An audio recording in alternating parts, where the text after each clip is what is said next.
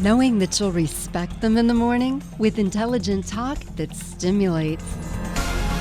Welcome back to our Picking Up the Pieces segment right here on Inside the News.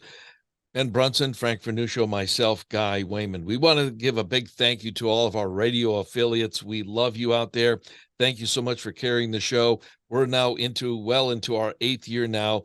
This is show number 423, if we go on back and look at when we started. And you, our listeners, thank you so much for sticking with us. You can also see the video version on YouTube and Rumble and listen to the podcast on SoundCloud. And those are released the Saturday of the weekend that they're released to our radio affiliates out of respect to them as well. Okay, Ben, you are our resident financial guy, the Fitch downgrade for the United States. Yeah, I could spend the whole show talking about this, so I'll try to sum up a couple of thoughts. One is kind of irrelevant to the market. There is no threat of U.S. default. There's great threat of U.S. inflation. That's a different issue of monetizing our debt. But there's no threat of U.S. default. And there are trillions and trillions of U.S. Treasury securities floating around in the marketplace, and it is the world's risk-free asset. It is the one asset that banks and governments can own that is viewed as a risk-free asset, at least if you have to own something in any large amount. So that's the good news.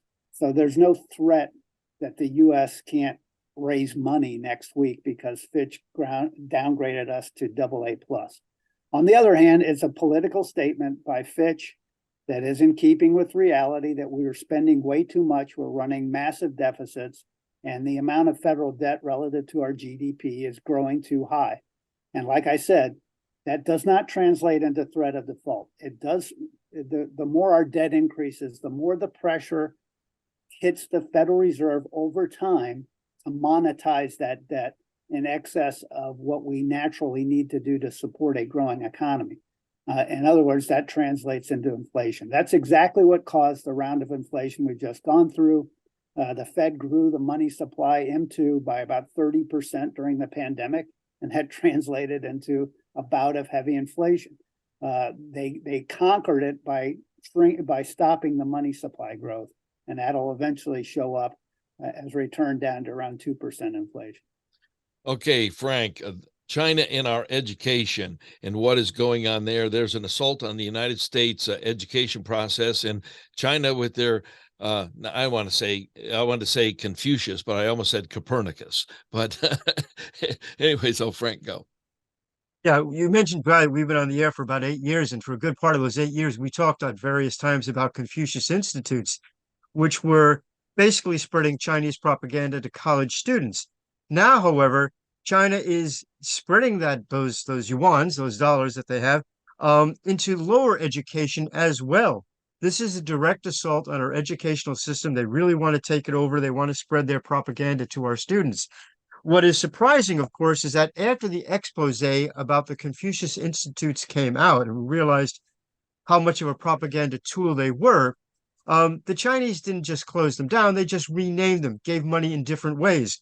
Let's not forget also that the University of Pennsylvania, where Joe Biden kept his documents from the White House from his term as vice president, received huge donations from China, and China had free access to those documents. So China's influence within the educational system of the United States, from kindergarten straight through university and graduate level, is significant. It's not been pushed back at all, and it's growing, I think, even deeper. Okay, Ben, you on education. Well, look, the education woes we have are manifest in this country. Just look at the test scores. Our public school sector, especially in blue states, has fallen apart. We don't teach kids. The standards are non-existent, and we have kids going through 12 years of primary school without getting any type of education that's worthwhile. And that are testing at 6th, 7th grade levels when they get out of 12 years of school. So it's a disaster. We have given way too much power to the teachers' unions in this country, especially in blue states. The answer is the same that it's been for the last 20, 30 years. That's to take the money that we send to school districts and attach it to each kid and let parents decide where their kids go to school, choosing between the public and the private sector, but the money goes with the kid. And if we did that, we'd have a revolutionary effect. It's called competition.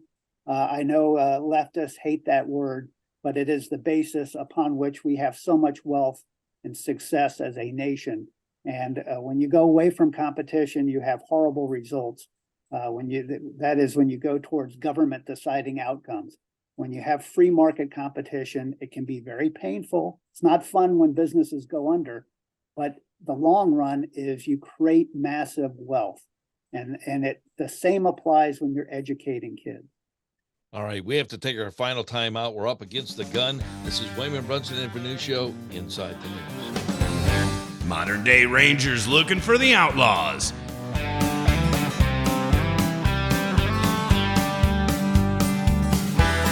Welcome back to our last segment of Inside the News. Well, we're going to pick up where we left off here. The Strategic Petroleum Reserves, the SPR, and Frank, go.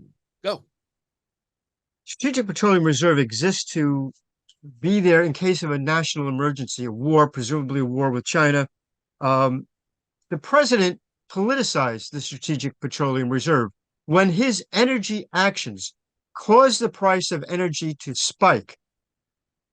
He released our reserves to bring the prices down temporarily and ineffectively so that it wouldn't look so bad politically for his administration, ignoring the fact that that leaves us vulnerable in the case of a national crisis. It could be, by the way, well, something like a major war. It could be a huge earthquake in California. That petroleum reserve is desperately needed. The president stole it and used it for partisan political purposes. And I can't think of anything more vile than that by a White House. Ben. Yeah, there's a phrase, dereliction of duty.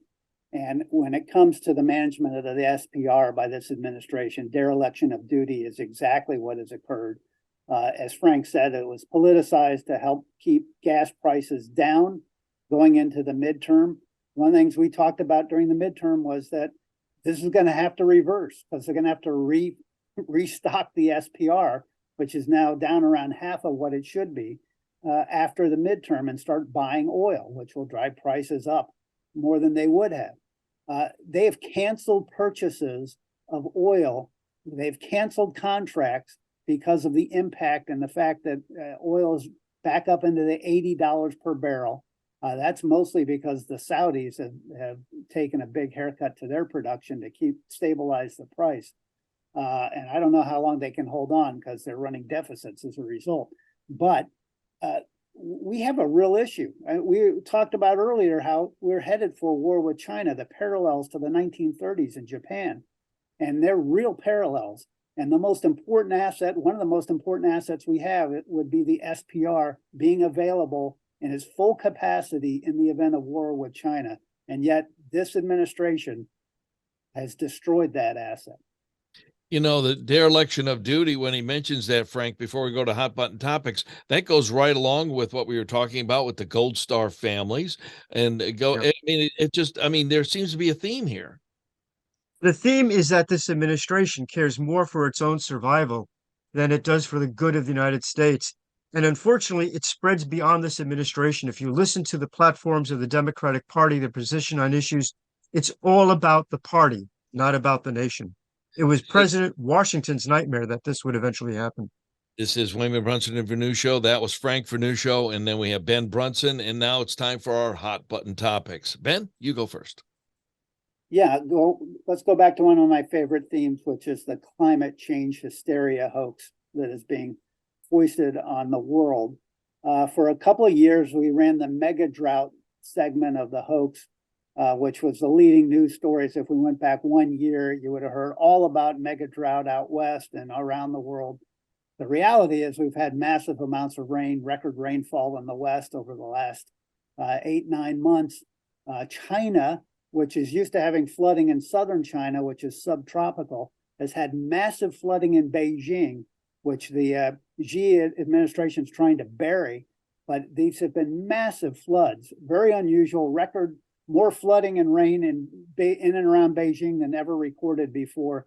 So if you talk to people who've been in Europe all summer, they've talked about how rainy it was all summer, rainy and cool all summer.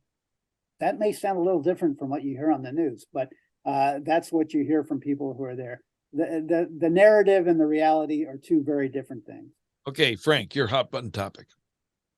In both Chicago and New York, horrific scenes of teens engaging in acts of mass violence, looting stores, overturning cars, attacking police officers. That is bad enough. But the news headline in all of this is the response by the mayor of Chicago and the mayor of New York. In both cases, they refused to condemn these attacks. Brandon Johnson, the mayor of Chicago, basically said, don't call these kids hoods or anything like that. That's terrible. It's probably the parents' fault. In New York, Mayor Adams also gave a similar response. Don't blame the kids. The complete withdrawal of a concept of law and order in the United States is getting to be a crisis state. Our major cities are beginning to resemble scenes from a Mad Max movie, and it's just getting worse. Thank you so much for joining us this week on Inside the News. That was Frank Vernuccio. Thanks, Frank. Great being with you, and thanks to our audience for tuning in. Absolutely. Thanks, Ben. Thank you, guys. Catch us on YouTube and Rumble and SoundCloud. And as always, tune in again next week right here on your favorite affiliate all across the country. For all of us here at Wayman, Brunson, and Vernuccio, we'll catch you again next week as we once again go Inside the News. You're listening to Wayman, Brunson, and Vernuccio, Inside the News.